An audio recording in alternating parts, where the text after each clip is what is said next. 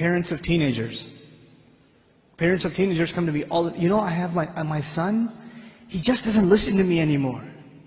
Can you talk to him? Like I have some prescription drug that I carry with me that, oh, you know what it is? The son comes over, I'm gonna be like,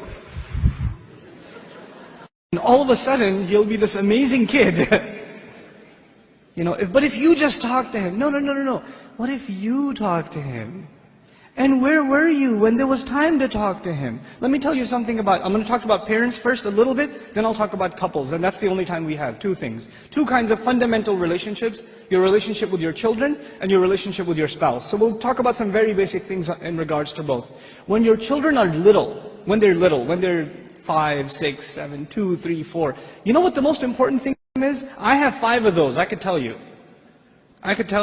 The most important thing to them is your approval. They want to make you proud, man. They want to show you what they did. I'll be on an important work phone call. And my son will come over, my 2-year-old will come over. Abba. I'm like, okay, hold on. What is it?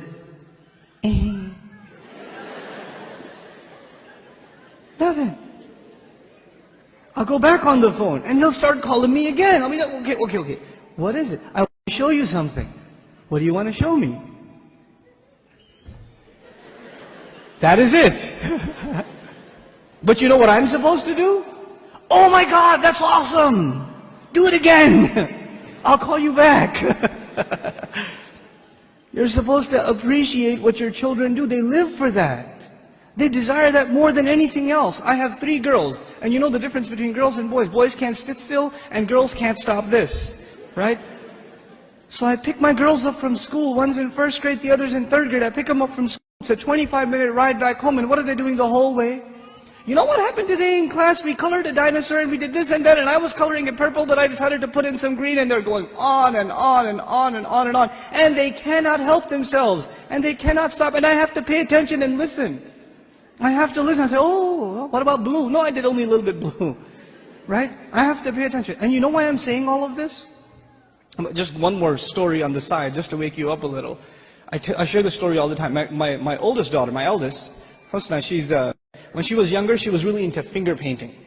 So she'd dip her hands in paint and just making a big old mess, right? And she brings this big cardboard to me. And it's a big blob of blue. I don't see anything, right? And she says, Abba, look what I made.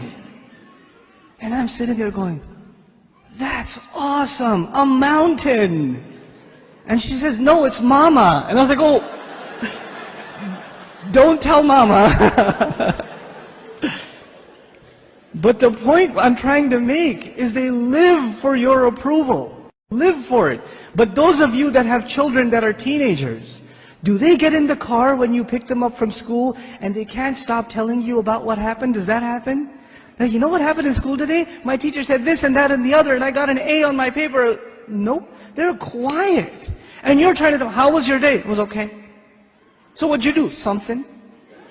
Where are you going today? Somewhere. They don't talk. Getting them to talk is like an interrogation at a police station. And they're not saying anything to you. And while trying to ask them questions, they're texting their friend, my dad is asking too many questions today.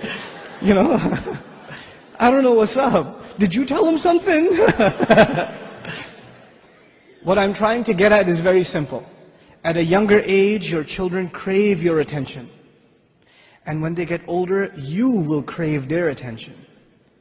But if you don't give them attention when they're tiny, when they come to you with their toys and you say, go in your room, I'm watching the news. The game is on, could you take him please? Come on, I had a long day at work. I don't want to deal with this right now. I have friends over. It's embarrassing. Go to sleep. Go get out of here. When you have this attitude towards your children, like they're an obstacle in your path, your job was at work. When you come home, you're on vacation. No, buddy, your job began when you came home. That's your job. What you did over there is just to fulfill your real job at home. Be a father. I'm talking to the men here. Be a father. Spend time with your children. They're not just there so you put them in school and you come home from work, you just want to go to sleep. You don't want to bother with anybody. You don't want to talk to them. And actually the easiest way to not talk to them is get them an iPod Touch and an iPhone and get them a computer and a laptop in their own room with high-speed internet, so you don't even have to look at their face. They could just be in their room all day, Facebooking, finding themselves a new set of parents online. Seriously. Be a father, be a mother. Don't replace your motherhood and your fatherhood with these things, because if you do, when they become independent, you know what happens to most parents?